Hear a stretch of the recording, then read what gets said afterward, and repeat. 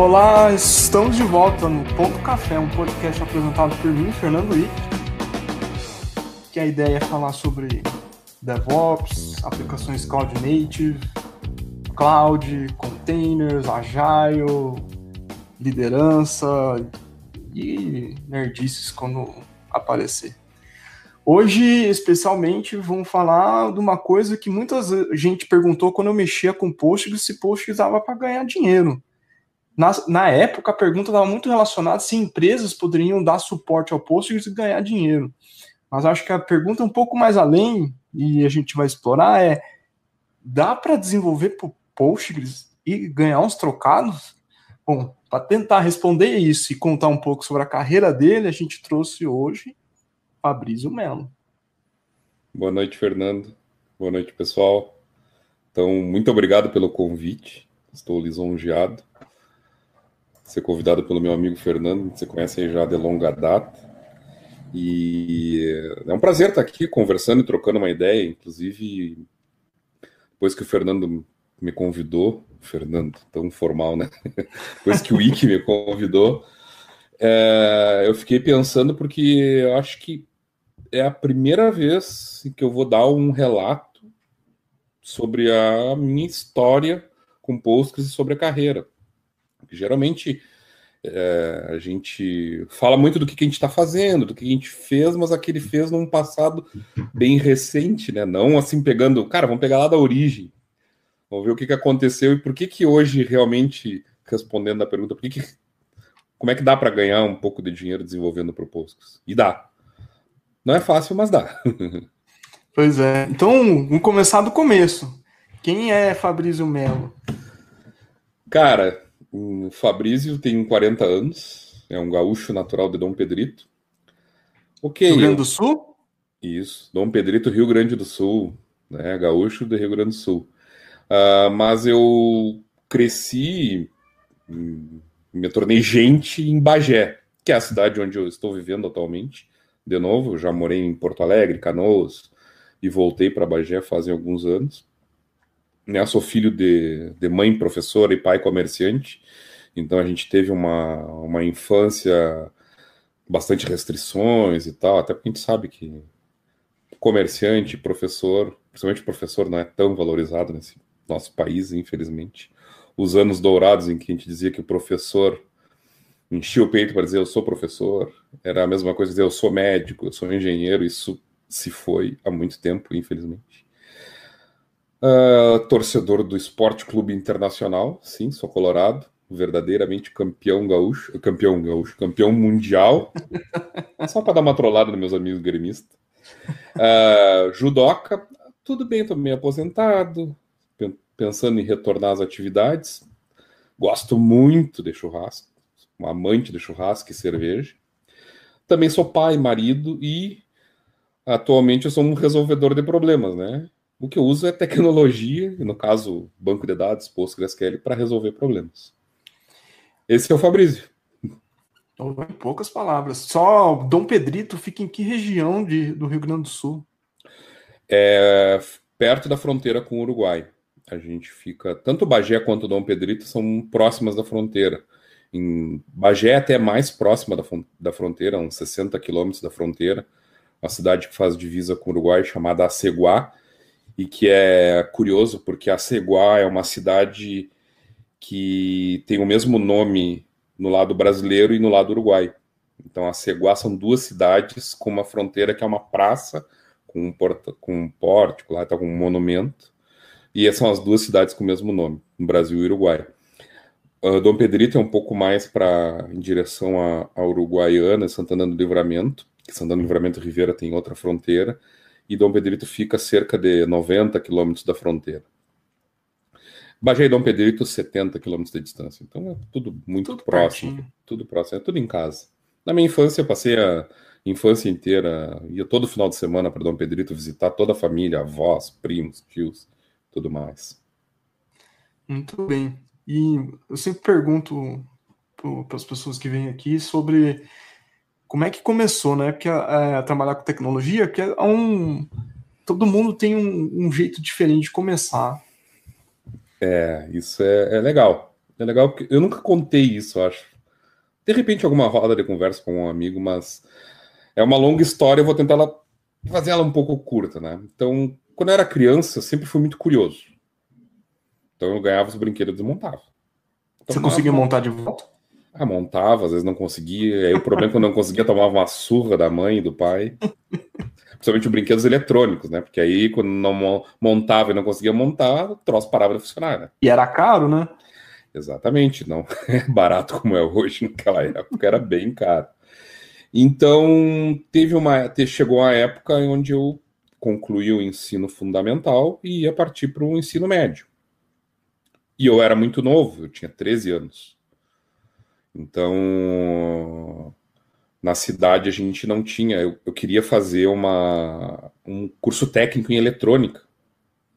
Eu queria entender como é que é eletrônica, como é que funcionava aquele negócio, como é que um carrinho controle remoto funcionava, como é que uma televisão funcionava, sabe? A gente assim estava começando com videocassete na época, como é que aquele negócio funcionava? Isso eu sempre fui muito curioso, como é que isso funciona? É aquilo que eu queria. Só que eu era muito novo, o meu pai e minha mãe não tinham condições financeiras de me manter numa outra cidade, então eu tinha duas grandes restrições que me fizeram a não conseguir fazer um curso técnico, que era a questão financeira e a questão que eu era muito novo para morar sozinho numa outra cidade. E as cidades as cidades próximas onde tinha um curso não tinha familiares e tal, e teria que morar sozinho. Só que aí a minha mãe professora, esperta, não era desligada, tinha aberto um ano anterior, quando eu estava na 7ª série na época, tinha aberto um curso técnico em processamento de dados na universidade aqui da região, a Universidade da Região da Campanha, que depois, posteriormente, eu fiz o meu nível superior lá, o bacharel em informática, né, que se chamava. Uhum. E tinha um curso esse técnico em processamento de dados. E aí era um curso que era o seguinte, não era só o curso técnico, era o segundo grau, com toda a carga horária do segundo grau normal, mais o técnico em processamento de dados. Então a gente passou 3 anos com aula manhã e tarde. A gente morava dentro da universidade. A gente só não tinha aula à tarde na sexta-feira. Teve acho que foi o segundo ano do segundo grau do ensino médio que a gente teve 21 disciplinas. Nossa Senhora. Chegava a ter 3 provas no mesmo dia. Puxado, hein? Foi crazy. Mas fui lá e fiz. E, para minha surpresa, acabei gostando, porque a minha mãe o que fez? Como tinha todas aquelas restrições e tal, não, tem esse negócio aqui que é parecido, e me convenceu, né? Eu era muito novo, era fácil de ser convencido. Então foi. E para minha surpresa, eu gostei muito, porque nós tínhamos muitas aulas de programação. Nós tínhamos 2 cadeiras, 2 disciplinas, que eram uma técnica de programação e outra linguagens. Em cada disciplina era 4 horas. Então nós tínhamos 8 horas por semana só de programação. Fora as outras, análise de sistemas operacionais, e tudo que era coisa relacionada à tecnologia. Cara, você contando, eu tava tentando tomar vergonha na cara e me graduar porque eu tô interessado em fazer pós e mestrado em sistemas cognitivos e engenharia de software. E aí eu fui olhar a grade, o que você está relatando, a grade relacionada à programação de quando você se formou como técnico é muito maior do que a de graduação hoje. Uhum. Já era na época, porque eu me formei em 96, de 93 a 95 eu fiz o segundo grau, e em 96 tinha estágio, tinha banca, tinha tudo que tinha na graduação, nós tivemos no segundo grau aqui. Foi sensacional. E eu cheguei na faculdade e a gente teve menos horas de programação na faculdade do que eu tive em 3 anos. Nossa. Então eu entrei na faculdade e já sabia programar. Teve uma questão curiosa até. Teve a primeira disciplina lá, que era de algoritmos. Teve uma prova que um colega meu, que a gente fez o segundo grau técnico, que a gente fez uma aposta de quem que terminava a primeira prova de algoritmos. Então a gente deu a sorte de sentar na fila, assim, bem no início, e o professor nos entregar a prova. Antes dele terminar de entregar para todo mundo, a gente tinha terminado. E aí, o que a gente queria? A gente queria sair mais cedo. Aí o professor, não, vocês têm que ficar no mínimo tanto tempo aqui, não sei o que. E nós ficamos lá olhando para todo mundo. Mas isso tudo porque a gente já teve uma excelente base no segundo grau. a gente escrevia código no caderno naquela época. Fazia fluxograma para depois ir no laboratório, digitar o código. A gente não tinha computador em casa. Digitar o código para ver se aquilo funcionava. Então, às vezes, eu em casa ficava com altas ideias. Como é que a gente programava? No papel, sem computador. Folhas e folhas escrevendo código. Em que ano foi isso? De 93 a 96. 93 a 95 e 96 o estágio. 93 a 96. Eu fiz técnico eletrônica, mas não era assim tão rudimentar no sentido mais clássico, porque eu tive poucas cadeiras relacionadas à programação, mas eu tive Assembler, nossa senhora, foi assustador, mas foi massa. O que você está contando, muitas das pessoas da nossa idade aqui, elas aprenderam programação e muitas delas tiveram acesso ao computador muito antes que você. Sim. Então, cara, é interessante notar assim, o retrato de hoje é o cara sem internet. Seria sem internet, exatamente. A comparação, a analogia seria essa. E na época eu fui ter computador, cara, tava na faculdade, fui ter computador em casa. Tava no segundo ou terceiro semestre e tive porque eu trabalhava, estudava e comprei o computador. Consegui juntar uma grana lá, daquele jeito, juntando, e comprei um computador para mim. E depois que você saiu da graduação e começou a trabalhar, quando eu não terminei a graduação, mas quando eu comecei a trabalhar, aqui na periferia de São Paulo, a grande sonho da maioria dos caras é fazer um certificação Cisco ou virar MVP da Microsoft, porque aí o salto financeiro era enorme comparado com as outras profissões. O programador não tinha esse glamour que tem hoje, o mercado não era tão aquecido. Como é que era essa realidade lá no Rio Grande do Sul, onde você morava? Cara, aqui a gente não tinha essa, digamos assim, esse salto, porque interior, para ter trabalho aqui, cara, tu ia trabalhar numa loja que vendia computador, empresas que desenvolviam software na região tinha uma que outra empresa, mas eram empresas que desenvolviam com tecnologias já ultrapassadas, não é ultrapassadas, mas que a gente não não lidava com elas como COBOL, Dataflex, essas coisas. Então já tinha passado disso. Aí qual é que seria a opção aqui? Ir embora, ir para Porto Alegre, São Paulo. Então, para trabalhar aqui, ou então conseguir um emprego em órgão público, que foi o que eu acabei, foi para onde eu caminhei, onde eu me estabilizei como profissional, porque aí eu fui trabalhar num departamento que tinha aqui, que é o Departamento de Água e Esgoto, de Bagé, da EB, onde eu fui cuidar do CPD do DAEB lá. Eu estava no último ano da faculdade, e eu trabalhava, antes disso, eu trabalhei na universidade, teve todo um... Se nós for entrar só na história do projeto, do grande projeto que a gente fez de software na época para resolver um problema imenso da universidade da região da Campanha, nossa, naquela época a gente aplicou os princípios do XP sem nem saber que aquilo existia, mas tudo por conta de restrições. Eu e o meu compadre Guilherme, que depois, quando eu fiz a pós-graduação em métodos ágeis, ele foi meu orientador, tanto que ele é um dos fundadores do XPRS, é um dos pioneiros em métodos ágeis no Brasil, junto com o Daniel Wildt, o Klaus e uma outra galera. E na época a gente construiu um software assim que ninguém imaginava que nós fosse construir, com tudo que é restrição que tu pudesse imaginar. E guri, novo, né, recém-saído da barra da saia da mãe, a gente construiu, fizemos um grande projeto, e aquele projeto ele ficou rodando na universidade por muitos anos depois que eu saí. Mas aí, voltando sobre as opções, aí tinha a universidade, que aí também era restrita, ou órgão público. Empresas de software não tinha. Então a gente, naquela época, cara, eu nem tinha conhecimento que existia certificação. Só para ter uma ideia.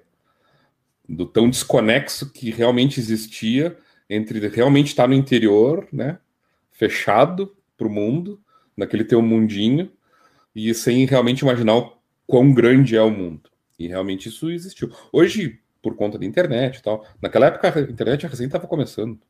Verdade. Né? Internet pública é 1994. Então, e aí para ter internet em casa, pô, eu lembro que a gente começou com a internet de escada, eu já estava na faculdade e era um horror. Era um pavor de ter internet. Era horrível. E foi aí em órgão público que você topou com Postgres? Não foi um órgão público. Daí a descoberta, assim, quando eu me deparei com ele, foi por acaso e por indignação na faculdade. Por quê? A gente teve uma cadeira, obviamente, uma disciplina de banco de dados, onde a gente aprendeu fundamentos de banco de dados e tudo mais, e tinha que fazer exercício em SQL, óbvio, tinha que aprender SQL, normalizar aquela história toda. E aonde que podia rodar SQL? Era no laboratório. Porra, eu não queria ter que sair de casa. Eu tinha um computador em casa. Foi tão difícil eu conseguir comprar um computador. Entendeu? Eu olhava o computador, eu tinha que pegar meu material e ir para o laboratório, porque na época rodava lá um banco de dados proprietário muito conhecido. E eu. Cara, mas não pode, né? Não pode. Eu tinha começado meus primeiros passos, foi em meados de 99. Já tinha começado a lidar com Linux. E eu tinha Linux em casa, no meu desktop. Eu tinha um dual boot lá, usava o Windows também na época. Porque eu fiquei fascinado por Linux, né? E Unix. Eu fiz um estágio no final do segundo grau na Embrapa, aqui na cidade. Tem uma unidade da Embrapa aqui. E lá eles tinham Solaris. E eu fucei um monte naqueles Solaris. Me deram um usuário lá, eu fuçava e dava ls, dava dir e ficava entrando nos diretórios, vendo o que estava acontecendo, e não tinha permissão para uns diretórios, queria saber o que era, ficava incomodando os caras. E eu tinha o Linux em casa. Então, como o professor sempre frisou, o professor Henry na época, as características principais de bancos de dados, e que aquele que a gente utilizava lá na universidade era apenas uma implementação, né, existiam diversos outros fornecedores de bancos de dados no mercado, que o importante era a gente sempre ter em mente daquelas características principais, o ACE, de suporte SQL e outras coisas. Então eu fui fuçar. Tinha uma internet de escada, mas eu estava usando na época uma distribuição da Conectiva e comecei a fuçar no CD. Os pacotes, assim. E aí foi por acaso, porque como eu estava olhando o que tinha de pacote, não era nem atrás do banco de dados. Aí eu li lá um tal do PostgreSQL e falava de ACE, de SQL, não sei o que. Cara, tem as mesmas tretas que o professor falou. Digo, eu acho que eu posso usar isso aí para fazer meus trabalhos. E pronto. E aí comecei a brincar um pouco com Postgres. Instalei na máquina, foi simples, porque estava no CD, mandou instalar lá o RPM da época e foi. Instalou, tava lá o negócio. Apanhei para fazer aquele troço realmente funcionar, entender como é que conectava na porcaria, o que era o tal do PSQL. Não tinha assim, Stack Overflow na época, né, cara? Nem essas coisas fáceis. Não, e o site na época do Postgres era horrível, horrível. Não que hoje seja uma grande coisa, não é, mas era horrível, pouca documentação, não tinha ninguém, assim, nada. Então eu tive que me virar nos 30 e conseguir rodar. Até eu descobri que tinha um usuário no sistema operacional Postgres e tal, e que eu podia me transformar naquele usuário, entendeu? Foi bem no meio que eu estava me adaptando com um novo sistema operacional, que no caso era um Unix, um Linux, de verdade, porque antes eu só tinha brincado no estágio. Aí eu comecei e consegui, pela primeira vez, dar um create table e dar um select. E aí fiz meus trabalhos, apresentei e tal, e aí que comecei. E aí, profissionalmente, em seguida, lá em 2001, que foi quando eu entrei nesse departamento de água e esgoto que eu falei, que é uma autarquia aqui da cidade que cuida do da distribuição de água e tal, a companhia de saneamento básico aqui da cidade. Eles tinham um software lá, um ERP, tinham dois na época, na verdade. Um era feito em COBOL e um outro era feito em Max. O Max era um Clipper para Linux. Eu não sei muito bem a história dessa empresa aí, que os caras acho que andaram pegando as fontes do Clipper, não sei da onde, do Summer 87, e criaram o tal do Max. Eu nem sabia que existia, mas era Clipper. Eu nunca ouvi falar também, mas enfim. E, sim, tinha um RP inteiro, cara, com 60 módulos. Gente. Muita coisa. E era todo escrito em Clipper, que é esse Max, e DBF. Nossa. Se vocês novos não sabem o que é DBF, digam amém, porque era um inferno. Tinha um limitado. Se você usasse sistemas baseados em DOS, quer dizer, Windows, tinha um limitador de 2 GB do tamanho do arquivo, cada arquivo DBF. E aí, quando passava disso, ele corrompia. Inferno. Isso, então tinha particionamento de tabela na mão grande, assim, no braço, porque tinha que pegar um arquivo DBF para cada, sei lá, para cada janela de tempo, de tamanho, por causa dessas limitações. E era tudo implementado. Mas, cara, fazer um relatório no DBF, hoje em dia quem reclama de SQL, desculpa dizer, não sabe o que é ter que escrever todo um algoritmo complexo que tu resolve com um comando em SQL. E às vezes muito simples. Um comando simples em SQL que tu faz uma junção entre 2 tabelas, tu tinha que escrever todo um algoritmo. Tudo que o executor de um banco relacional faz, a gente tinha que escrever na mão. Só que aí a gente... levava dias para sair esse relatório. Sim, em DBF. Mas não vamos falar de coisa triste, não. Vamos falar do Postgres. Vamos falar dele. E aí, cara, eu tive a feliz surpresa. Eu já tinha o contato com Postgres, assim, só em ambiente acadêmico, só para coisas triviais. Eu tive a feliz surpresa que quando eu estava lá trabalhando no departamento, essa empresa ela já estava ligada, já sofria com esses problemas do DBF, e eles adotaram Postgres como o substituto dos DBFs. E um dia foi lá um maluco lá e converteu todos os DBF para dentro do Postgres. Cara, foi a maior felicidade da minha vida. Aí, realmente, eu comecei a trabalhar no meu dia a dia com o nosso querido elefantinho. Né? Aí ter o contato profissional e começar a descobrir coisas de tuning, configuração de servidor, SQL. Daí eu comecei a ver todas as melecas que eles fizeram na conversão, porque só converteram o DBF para Postgres, mas não pensaram bem na questão do modelo relacional. Vamos lá, não tinha chave estrangeira, essas coisas, sem importar assim, não funciona bem. Não, mas foi um desafio bem interessante, tanto que depois, por conta desse meu conhecimento de Postgres, a empresa que desenvolveu o software me contratou e eu fazia o meu primeiro trabalho remoto, então eu trabalhava aqui na cidade, no órgão público, e trabalhava no meu tempo livre fazia uns freelancers para eles consertando bug, desenvolvendo funcionalidade e tal, porque eu programava em Clipper há bastante tempo e conhecia bastante de Postgres, então foi bem interessante, bem interessante. E aí, o engraçado de a gente começar a trabalhar com Postgres, principalmente nessa época, inícios lá, meio dos anos 2000, que era uma comunidade que era bastante ativa e as pessoas eram bem entusiasmadas, quem era fã. Aliás, quem me introduziu ao Postgres foi o Fábio Teles. Eu queria usar MySQL e me convenceu a usar Postgres na implementação. Ah, que beleza. O Teles, meu sócio hoje. E como é que foi foi nessa época que você começou a se relacionar com a comunidade? Porque a comunidade, quando você começa a se envolver, primeiro começa a tirar dúvida, cara, seu conhecimento dá um salto assim estratosférico. Sim. Cara, isso assim, ó, mais um acaso, tá? Na verdade, eu nunca pensei muito assim, cara, eu vou trabalhar com Postgres. Eu sempre fui programador, sempre gostei de programar e continuo programando todo dia. Hoje, detalhes, eu estava programando. Mais cedo, antes de gente começar, eu estava programando. Então, isso foi uma coisa que eu sempre tive muito clara na minha vida. Até teve uma época no passado em que, onde eu trabalhei, é natural, porque tu vai adquirindo uma experiência, a galera vai querer te empurrar só para gestão e tu tirar o dedo do trabalho sujo. Trabalho sujo. Não é trabalho sujo. Programar não é trabalho sujo.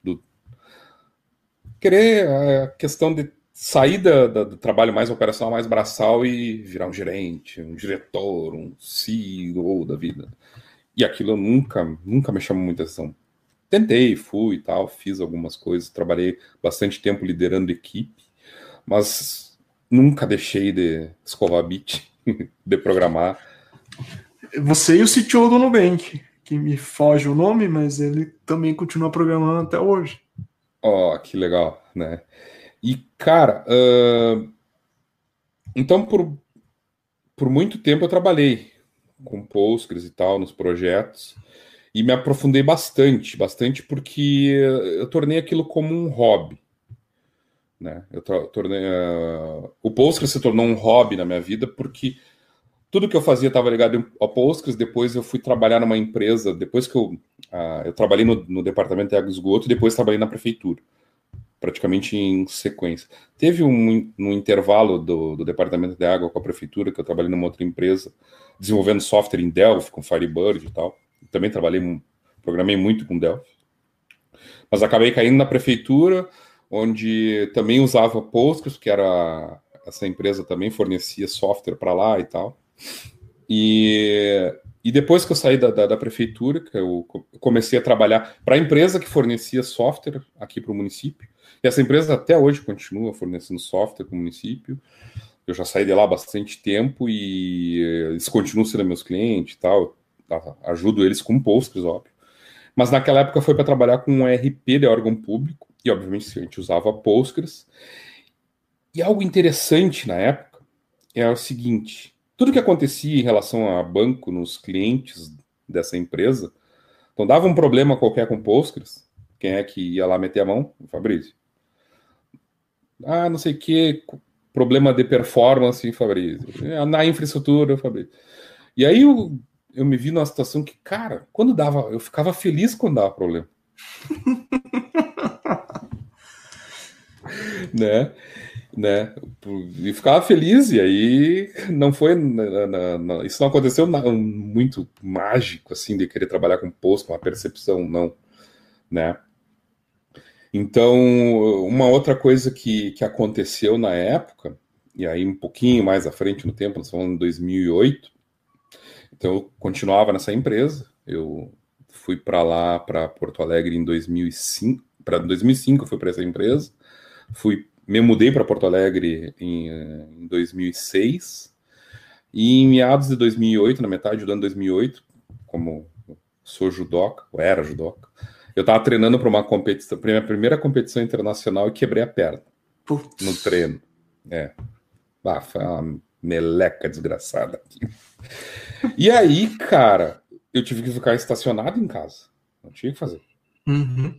E aí, a mulher saía para trabalhar, filha para escola, não sei o que, eu ficava sozinho em casa. E aí eu tinha o quê? Tinha um computador, que era da empresa, eu não tinha notebook naquela época. E aí o que eu vou fazer, né? Aí ficava lá fuçando nos negócios e tal, às vezes dava um help pra galera, não se tinha muito naquela época, a empresa, principalmente, não tinha cultura de trabalho remoto e tal, porque poderiam ter aproveitado, seguir trabalhando remoto e ajudando, tinha internet, tudo, mas não tinha cultura, tinha que estar lá dentro e tal, enfim. Uhum. Então, como eu estava sem fazer muita coisa, eu já participava das listas de discussão da comunidade brasileira, tanto que a primeira lista que eu me inscrevi foi na época do Yahoo. Tô ligado. E aí o que eu comecei a fazer? Cara, eu comecei a ler tudo que é coisa que tinha lá. Pegava a lista de discussão, era um divertimento, porque alguma coisa eu estava fazendo, entendeu? Alguma coisa estava lendo, estava ocupando a cabeça. Era terapêutico, né? Que você mantinha a cabeça ocupada. Exatamente. E aí começava a responder pergunta na lista. E aí eu queria fazer um negócio e também perguntava. Cansei de perguntar coisa na lista. Né? E aí em 2009 eu palestrei num primeiro PG Day, que aí foi quando eu conheci o Euler, o João Cosme, o Diogo. E, cara, esses bichos sempre foram referência para mim. Tui, que era a minha referência. E continua sendo. Sim, cara. Pô, tá louco, né? E eu tremia que nem vara verde aquele PGD lá no Serp. Lá foi. Mas, tanto que eu não palestrei, a palestra que eu apresentei no PGD nem foi estritamente relacionada a Postgres, porque eu fiz uma palestra na época sobre database refactoring, que eu já estava estudando há um bom tempo. E aí eu fiz uma apresentação lá no PGD, né? E cara, aí que me fez assim, ó. Então eu tinha o Postgres como o meu hobby, e ao mesmo tempo parte do meu tempo como profissional, né? E eu já tinha prestado atenção que eu gosto disso, talvez, mas nunca tinha levado muito a sério. Só que aí eu tive um golpe de misericórdia lá. Eu tive uma decepção profissional na época na empresa lá, e que continua sendo meu cliente. E aí que eu me dei conta que eu podia realmente trabalhar só com Postgres e viver disso. Uhum. Porque eu já tinha feito várias coisas bem interessantes que depois até conversando com o Euler, né, com o Diogo, cara, já fez um monte de coisa assim. Pô, então tem que trabalhar e tal. E em 2011 eu comecei a direcionar todo o meu esforço a abrir uma empresa para dar consultoria em Postgres, né? Então eu fiz essa transição, na verdade, final de 2011, início de 2012. Não vou dar muitos detalhes, porque isso foi algo planejado, daria uma outra história e tal, e que no início deu bem certinho, porque eu tinha o grande receio, que eu acredito que todo mundo tem, eu tô num trabalho que eu sou CLT e tal, eu quero partir para uma PJ e realmente ir para o mercado como empresa, eu consegui organizar as coisas de tal forma em que eu não, na virada de chave da CLT para PJ, não fiquei sem renda. Que é É difícil. É difícil Parabéns. porque com serviço, né, empresa de serviço, né, se tu executa o serviço, tu recebe. Se tu não executa o serviço, tu não recebe. Não, e às vezes você executa serviço e não recebe. Também é bem nessa mesmo. A maturidade do mercado aqui é meio ruim. Mas eu consegui fazer uma transição até direitinho na época, até e poderia ter sido bem pior. Não foi fácil, não estou dizendo que foi fácil, mas poderia ter sido muito pior se eu não tivesse um pouquinho de sanidade mental. E nessa época, eu lembro, eu acompanhava mais de perto o Google Summer Code, porque era uma novidade, né, naqueles primeiros anos que eles começaram a contribuir. Então, pessoas que estavam em algum tipo de grau estudando na universidade, pós-mestrado, etc., poderia candidatar ao Google Summer Code. Então, o Google patrocinava as pessoas para contribuir para o projeto de software livre, open source. E aí você se candidatou para ir, não foi? Me candidatei. Aqui não foi acaso, tá? Uhum. Tá? Eu pensei um pouquinho melhor isso aqui, foi um pouco mais planejado, assim. Não foi um grande planejamento, uma grande coisa. Mas eu já colaborava, eu já tinha me aproximado da comunidade nacional na época, porque o Google Summer of Code eu participei na edição de 2014, tá? Então eu já tinha até participado em 2013, em 2011 e 2013 do PGBR, que era o Evento Nacional de Postgres. Em 2013, inclusive, eu recebi meu primeiro prêmio como brasileiro que mais contribuía com código em Postgres, que eu já contribuía desde final de 2011, início de 2012, tanto que em 2012 teve um primeiro patch aceito, era algo muito trivial, muito, muito, muito trivial, que era uma funcionalidade a mais lá no PSQL. Lá. Opa, somos parceiros. Mas depois tem uma questão que a gente vai falar sobre como começar. É um bom começo. Quem quer mexer em código, mexer nessas ferramentinhas que tem um código mais simples e tal, do que no back-end mais complexo. E na época eu estava fazendo uma pós-graduação em métodos ágeis. Eu não sabia realmente que existia o Google Summer of Code. Foi por acaso, porque de estar participando em lista de discussão e tal, papá. E, cara, aí eu vi que eu poderia participar e eu já tinha minha empresa, eu já contribuía com a comunidade, já tinha recebido prêmio como colaborador e tal, já estava com uma certa atividade, já poderia dizer que eu estava ativo, tanto na comunidade nacional como internacional. Internacional nem tanto, porque eu estava começando, dando os primeiros passos. E em 2014 foi um ano que, para mim, foi, em relação à contribuição, foi bem emblemático, porque só em 2014 teve, cara, cerca de 20 patches. Não lembro se foi Uau! em que foram. E um deles, claro, que foi o do Google Summer of Code. O Google Summer of Code foi uma funcionalidade para as Unlogged Tables lá, e que isso surgiu por causa de um projeto real, uma demanda de um cliente, uma demanda real de cliente, em que, como tinha essa funcionalidade no Postgres, a gente usou no projeto, que eu dava consultoria, e essa Unlogged Table, como ela não gera log de transação e tal, não vou entrar em muitos detalhes, não tinha como... No Postgres não tinha uma forma assim simples de transformar ela numa tabela regular. Uhum. E era o que precisava no projeto. E aí, claro, como eu já mexia no código do Postgres, eu fui lá dar uma olhada, ver e tal. E aí eu vi que aquilo não era algo impossível de se fazer. E aí eu só fiz o link, né? Cara, tem o Google Summer of Code, eu estou fazendo uma pós-graduação e tem um problema real. Então foi o quê? Foi unir o útil ao Nossa, agradável. juntou tudo, deu a tempestade perfeita. Deu a tempestade perfeita. Tá? Eu digo assim que não foi por acaso, porque quando surgiu o problema, de cara eu linkei com o Google Summer of Code, por causa da natureza do problema, que não era algo mega complexo de resolver. Então, cabia num ciclo do Google Summer of Code. E aí eu submeti proposta e tudo mais, e foi aceita.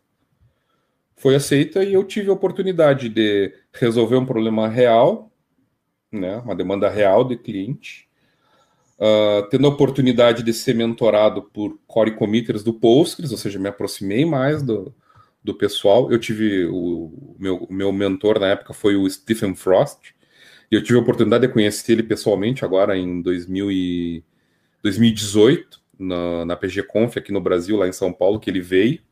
Eu não conhecia ele pessoalmente. Pô, tomamos cerveja, conversamos, foi muito legal. A gente fez churrasco no domingo, ele foi para lá, foi muito, muito bom. Né? E ainda ganhei uma grana por isso, porque o Google Summer of Code patrocina o estudante para contribuir para uma comunidade de software livre, uma comunidade de open source. É muito legal. E nesse meio tempo da vida de empresário e programador, as coisas não foram andando, não deram muito certo na vida de empresário, né?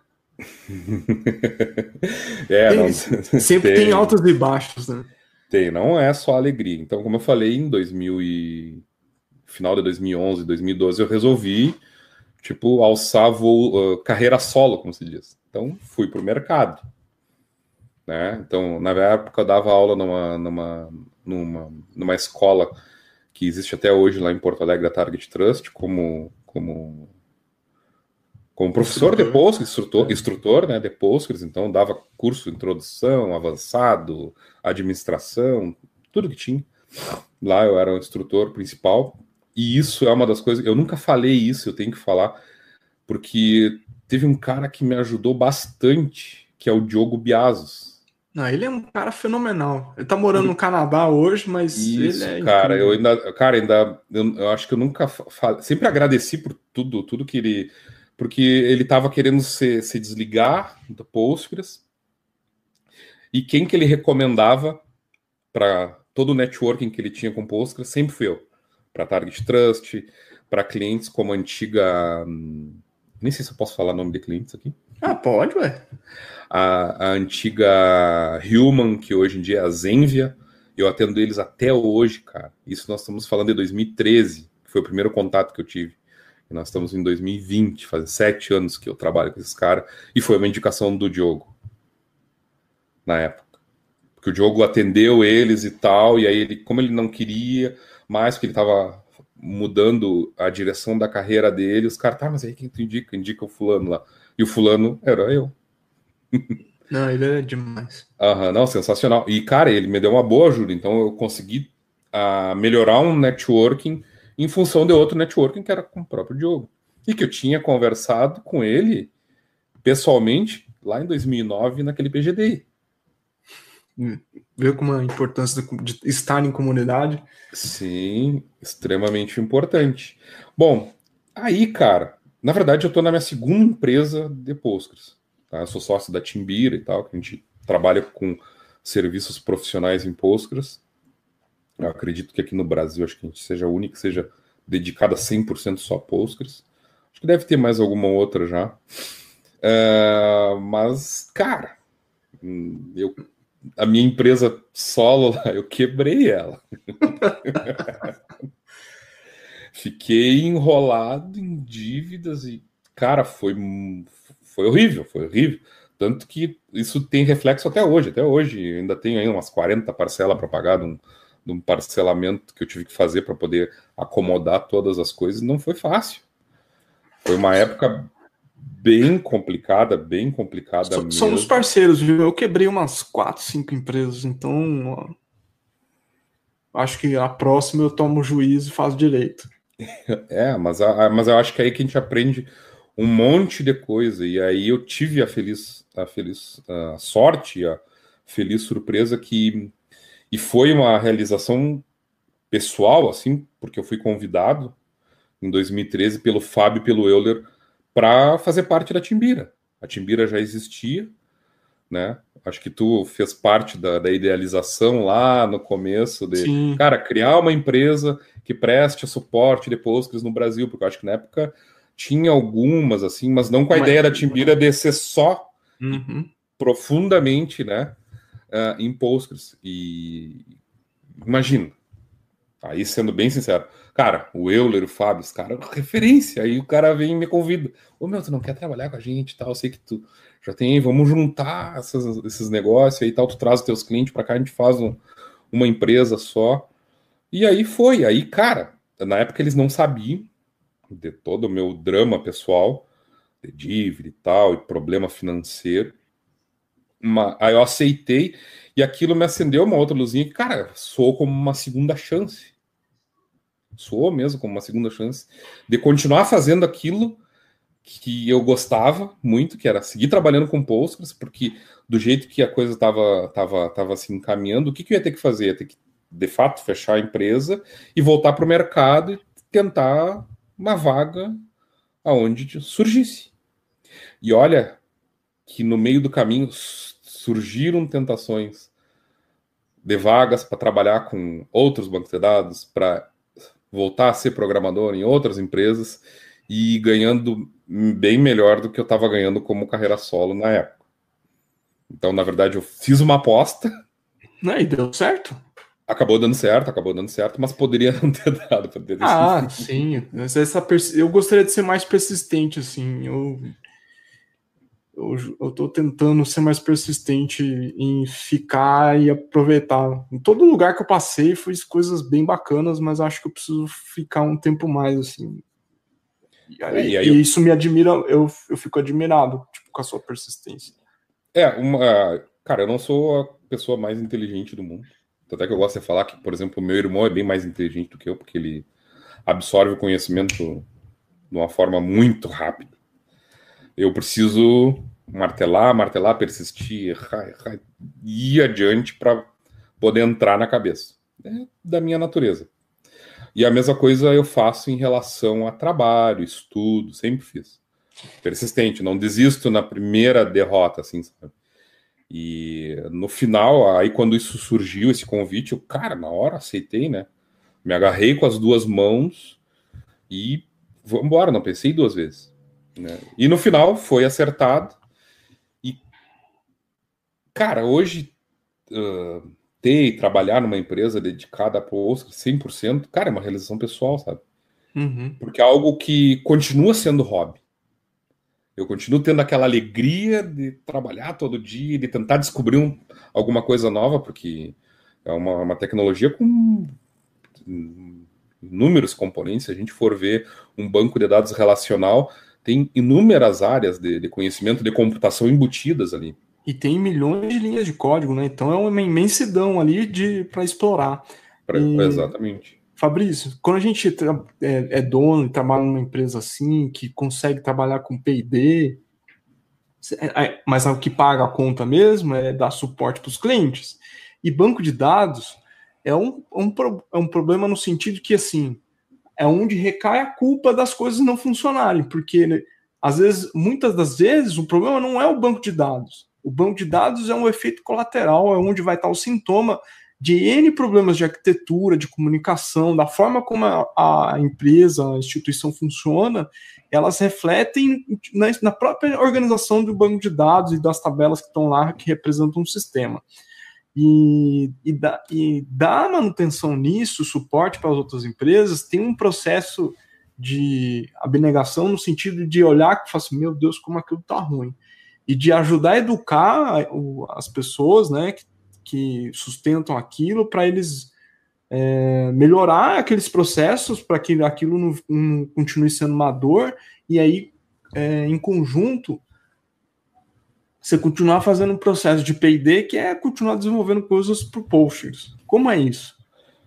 Cara, hoje, na verdade, eu faço as duas coisas, né? Então, como eu comentei, toda essa questão de desenvolver a parte, colaborar com código, entender como é que as coisas funcionam por debaixo dos panos, no que tange ao Postgres, isso sempre foi, cara, no meu tempo livre. Eu nunca fui pago para isso. Eu tive remunerações? Teve o Google Summer of Code, teve algumas oportunidades que surgiram de demandas de clientes de algumas funcionalidades que, na verdade, o cliente me pagou e eu estava trabalhando para o cliente e eles patrocinaram um patch ou outro.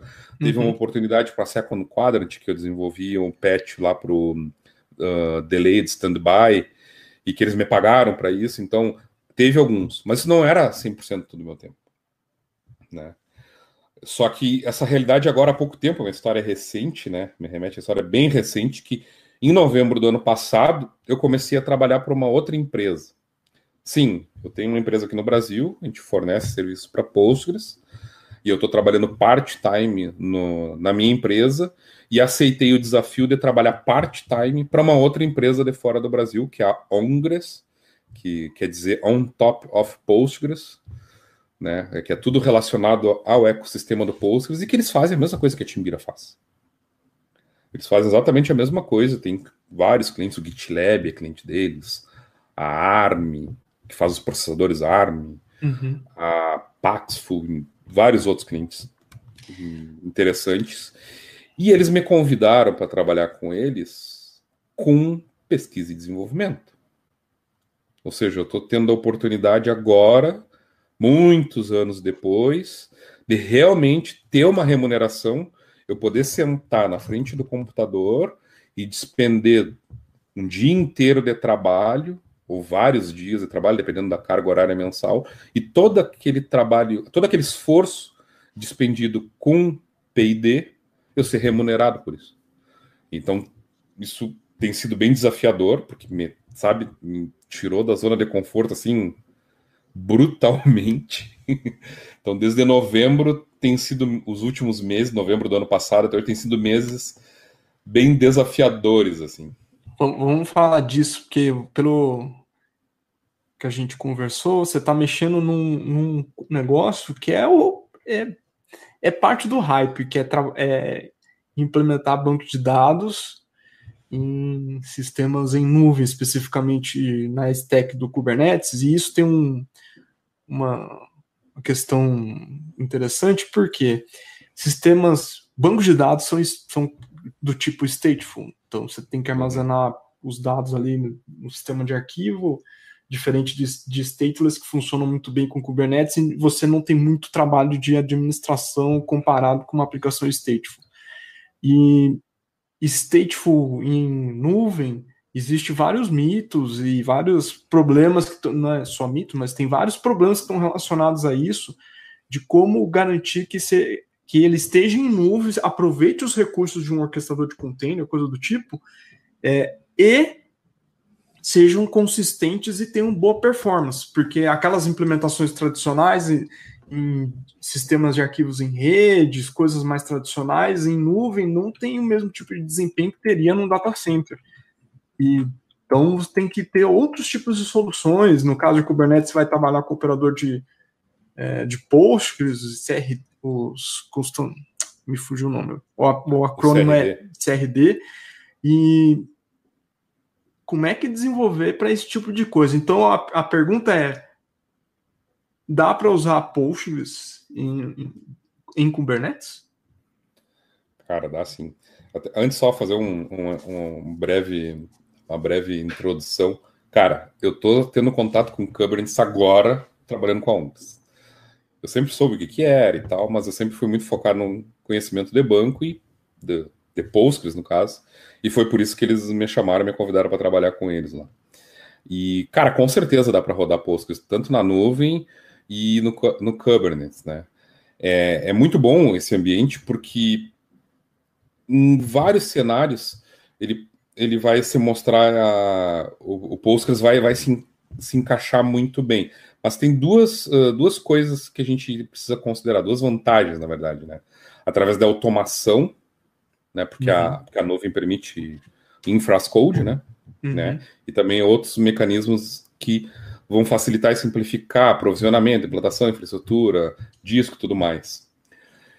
E essa é uma das grandes vantagens de nuvem comparado a uma questão de um bare metal da vida, que tu tem tudo físico e tem que estar lidando com hardware físico, né? Mas, óbvio que nem todos os componentes, ferramentas, no caso do Postgres, do ecossistema, estão prontas, mas com um trabalho de automação, escrever código, que é algo que acredito que hoje todo mundo que trabalha com infra tem que saber programar. Se não sabe, é bom aprender. Porque... se não sabe, é bom aprender. Né? O mesmo eu falo sobre DBA, mas a gente vai falar um pouquinho disso depois, né? E em questão de nuvem é o seguinte, pensa em falha. Né? Cara, na nuvem tudo falha o tempo todo. Tanto que esse é um jargão grande lá da situação da Amazon, né? Então é muito importante tu realmente abraçar a falha e entender que ela vai acontecer. Uma hora vai acontecer. Isso sempre teve, a gente sempre teve em mente isso, o DBA sempre teve em mente. Cara, uma hora o disco vai falhar, uma hora um componente de memória vai falhar e por aí vai. Né? Então o que tem que fazer? A natureza da nuvem, como é tudo virtual, é abstraído, vai falhar e tu tem que abraçar a falha e tentar fazer com que isso seja um procedimento normal, uma atividade normal do teu dia a dia e, obviamente, fazer todas as automações e transformar o teu serviço, aumentar a resiliência do serviço de banco de dados, utilizando soluções, óbvio, de alta disponibilidade e tal, como Patrone, PG Auto Failover, tem outro lá, o PAF, enfim, tem algumas soluções para isso. Então, sim, o Postgres funciona na nuvem, é muito aderente. Tem outras características técnicas do Postgres que facilitam muito, que é a forma como ele foi implementado. A forma como o Postgres foi implementado acaba ajudando muito, porque o Postgres é um pedaço de software que resolve um problema de banco relacional, que ele não reimplementa nada em que seja responsabilidade do sistema operacional. Poucas partes do Postgres fazem alguma coisa que não é, que deveria ser a cargo do sistema operacional, mas ele tenta fazer de um jeito um pouco diferente. Mas não, o resto é tudo syscall para o kernel do sistema operacional. Então, imagina o código do Postgres, ele é pequeno. Uma instalação de Postgres lá tem, sei lá, contando documentação, tem uns 70 megabytes. É pequeno? Muito bem pequeno. É claro que para um ambiente com Kubernetes, com containers e tal, a gente gera builds menores que isso, porque dá para tirar um monte de coisa desnecessária, a parte dos programas client e tudo mais. Mas ele precisa ter um ecossistema em volta ali para garantir que eles funcionem bem, robusto. E aí isso que você está contando é parte desse processo, é onde você tem trabalhado, que é o Stackless. Isso, claro, o Kubernetes é um próximo passo, né? E o Stackless é uma distribuição Postgres, tá? Ele tem um nome bonito lá, que é um projeto de open source, então quem quiser ter acesso lá tem um site stackgress.io. Acho que isso aí vai ficar em alguma descrição, depois a gente coloca os links, tá bonitinho. Né? Então, o que ele é? É uma plataforma Postgres Cloud Native de código aberto. Esse é um nome bonito. Mas, realmente, o que ele é, de fato? E antes de dizer o que ele é, Qual é o problema que você quer resolver com o Stackgres? Tudo bem, ele é um operador Kubernetes, implementado em cima do Kubernetes e tudo mais. O grande problema do Postgres é que, se a gente for fazer uma comparação com outros softwares, se a gente for comparar, por exemplo, o Postgres com o Linux, tá? O Postgres, ele é como se fosse o kernel do Linux. Porque ali no engine, no back-end do banco, ele resolve aqueles problemas de banco de dados, que é o ACID, né? Atomicidade, consistência, ordenamento, oração, e tem um SQL em cima. É isso aí que ele resolve. E resolve muito bem. Mas só isso não é o suficiente para tu colocar ele em produção. Tu precisa monitorar, tu precisa fazer backup, tu precisa de alta disponibilidade, tu precisa de pool de conexões, tu precisa de todo um ecossistema. E por isso que a gente fala que o Stackgres foi criado para resolver esse problema, que é tu realmente ter uma stack, uma distribuição Postgres, tá, com componentes, com todo um ecossistema certificado, para tu rodar o Postgres com todas essas características de uma forma muito simples. Em cloud. Em cloud, isso, em cloud. Só que aí tem um truque. Não é um truque, é uma... Não precisa ser só numa cloud. Tu pode rodar o Stackgres no teu ambiente. Obviamente que tu vai ter que virtualizar e tudo mais, mas tu pode ter o Stackgres na tua infra, no teu data center, no teu bare metal dentro da tua empresa. Isso é interessante que você está falando, porque se a gente comparar com os bancos de dados comerciais ou com as próprias distribuições comerciais do Postgres, que tem várias empresas que fazem um bom trabalho com isso, o que você está dizendo é que com Stackgres, agora eu consegui pronunciar certo, a gente pode ter um ecossistema que rode Postgres no nível enterprise, que rode na nuvem ou rode local, se a gente montar as condições para isso. Exatamente.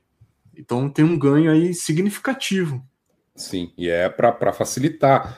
Por exemplo, serviços gerenciados que a gente conhece em todas as cloud providers que fornecem serviço gerenciado de Postgres, todas aquelas características que eles oferecem num serviço gerenciado, como um database, um Postgres as Service, tu vai poder montar ele com todo o teu controle, ou seja, tu vai ter acesso a superusuário e usar as extensões que tu quiser e fazer todas as pequenas otimizações que tu quiser em qualquer cloud provider e também local. Muito bom. Então, essa é a grande ideia. Então, existe um problema latente em relação ao ecossistema no Postgres, e a gente quer resolver esse problema. Aí o como é que está sendo resolvido? Usando Kubernetes pelas características do Kubernetes, que é abstrair todas as questões de infraestrutura e tudo mais em cloud providers, e inclusive tu pode usar ele localmente na tua infraestrutura. Então por isso foi escolhido o Kubernetes como o cara para ajudar a resolver esse problema. Fabrício, a gente tem que chegar perto dos final e a gente não venceu uma parte grande e que daria, acho que, mais uns 2 episódios. Então, eu queria ver contigo qual dessas coisas você quer responder. Que você está separado aqui. Uma delas é sobre o papel do DBA nesse tempo de nuvem, aplicações cloud native. A outra é sobre se eu sou um dev ou sou um cara de infra. Enfim, eu quero começar a contribuir com Postgres, como é que eu faço? Ou você quer falar de churrasco? Olha, eu gostaria muito de falar de churrasco, mas eu acho que como o tópico é Postgres, também sei que a questão do papel do DBA na atualidade, a questão do DevOps também é extremamente importante, mas eu acho que pela natureza do que eu contei, da história, do que eu tenho vivenciado, eu acho que falar um pouquinho sobre como começar, acho que a galera ia gostar, talvez, quem estiver ouvindo, iria gostar mais disso aqui. Cara, como começar a contribuir com Postgres? Tá? Existem várias formas de contribuir com Postgres. Falando especificamente em desenvolver o Postgres, eu indico muito a galera se envolver com a comunidade, a primeira coisa, obviamente. Tem uma lista de discussão que é a PGSQL Hackers, onde toda a discussão sobre o desenvolvimento está lá. Então, se inscreve na lista para ver o que está rolando. Não tem um GitHub com pull request, não sei o que lá, blá, blá, blá. Não tem. O desenvolvimento é old school, tá? É trocando patches via lista de discussão. Mas o pessoal é super solícito. Sim, sim. O pessoal é solícito e tal. E, cara, é contribuição, tu tá começando. Então, tem que começar por algum lugar e tentar não... O que eu gosto de dizer sempre pra galera que quer começar alguma coisa, cara, não vê as coisas que parecem ser ruim, o que parece que não cria barreira. Na verdade, vai com a mente aberta. É old school, tem um motivo muito específico para ser daquele jeito. E não ser de outro jeito como eu imaginaria que seria o melhor, né? Existe uma comunidade muito grande, hoje tem mais de 1.000 programadores que contribuem com código no Postgres, se eu não me engano. É bastante gente. É bastante gente.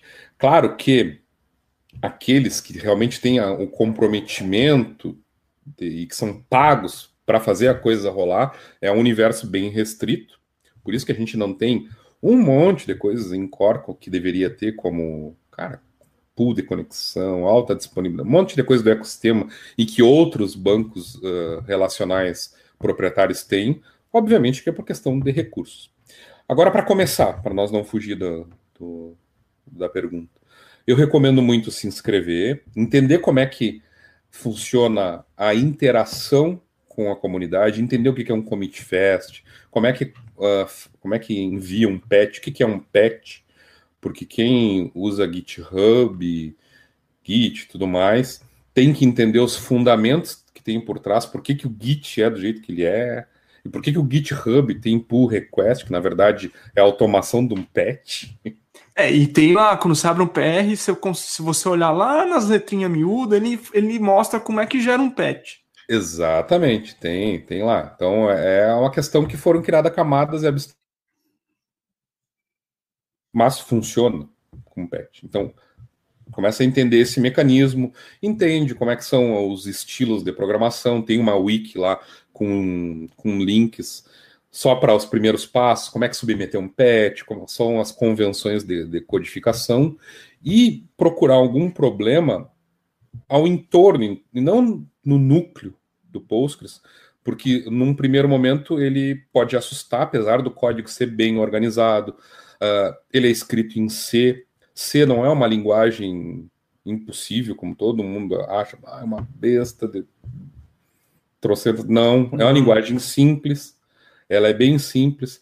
A maior parte dos problemas complicados que teria que se resolver com C para escrever uma aplicação do tamanho do Postgres já estão resolvidos. Trabalhar com lista, com memória, com um monte de coisa que não são atividades triviais, estão resolvidos. Então, a maior parte do tempo que a gente passa escrevendo código com Postgres é já usar toda a infraestrutura, que tem todo o ecossistema de código, todo o framework que tem de desenvolvimento e todas as APIs já existentes no código para construir uma nova funcionalidade. Então, as pessoas podem começar a contribuir não no server, mas pode no que está em volta, né? Como PSQL ou outras bibliotecas, serviços. PGDump, PGRestore, PGBase Backup. Então tem uma série de ferramentas client que são bem mais simples. Foi por onde eu comecei. Eu comecei a minha primeira contribuição lá em 2012, perdão, foi no PSQL, que é o console de conexão, ferramenta cliente de se conectar com o banco. Uma atividade extremamente simples, mas a partir dali tu vai evoluindo e vai galgando novos conhecimentos e se aventurando mais à frente. Outra coisa muito importante. A forma de comunicação é assíncrona e impessoal. Tem uma questão de diferença cultural, então nada e qualquer crítica que for feita sobre o que for enviado para a comunidade não é nada pessoal.